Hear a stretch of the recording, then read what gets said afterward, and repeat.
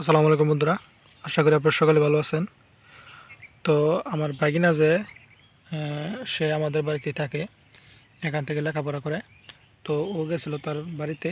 তো এখান থেকে আমার যে বড় বোনের আমার জন্য একটা পেঁপে পাঠিয়ে দিয়েছে। তো এটা আজকে কেটে টেস্ট করব এবং আপনাদেরকে জানাবো কেমন ছিল পেঁপেটা।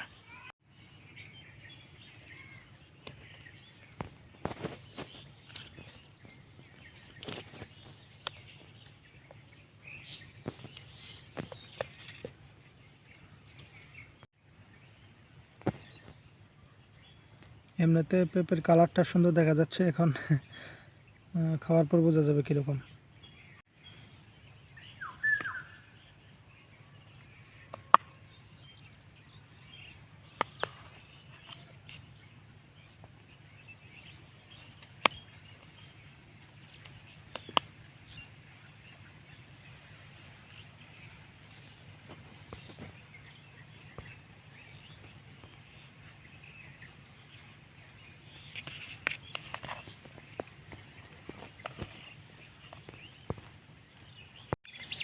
দুপুরের মিষ্টি রোদের সাথে এখানে সিম ক্ষেতের পাশে বসে বসে আমরা পেঁপে খাবো। এখন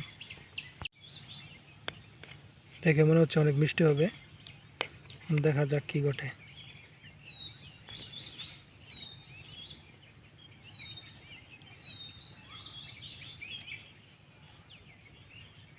এটা তো আর দেশি না, না পেঁপে?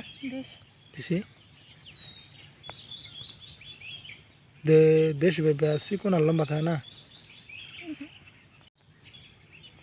যদি এটা দেশি পেঁপে হয় তাহলে অবশ্যই অনেক মিষ্টি হবে।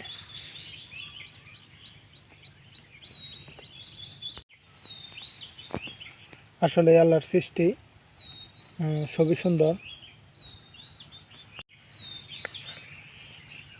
বীজগুলাকে রেখে দেবা না ফেলে দেবা?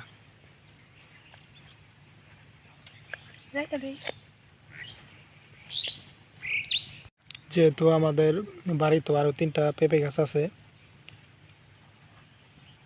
আর আপনারা সবাই বলবেন আপনাদের যাদের জানাশোনা আছে নার্সারির দিকে, যে কোন পেঁপেটা সব থেকে ভালো, কোন পেঁপে গাছটা সব থেকে ভালো।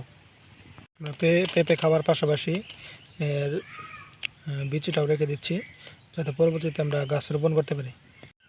এক কাজে দুই কাজ, খাওয়া হলো, গাছ রোপণ করা হলো। এখন পেঁপেটা টেস্ট করব, দেখব কেমন।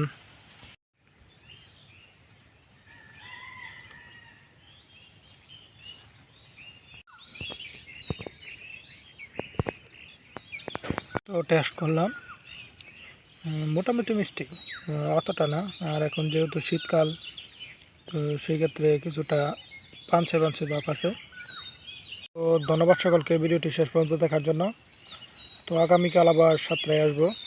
সবাই সুস্থ থাকবেন, ভালো থাকবেন। আসসালামু আলাইকুম।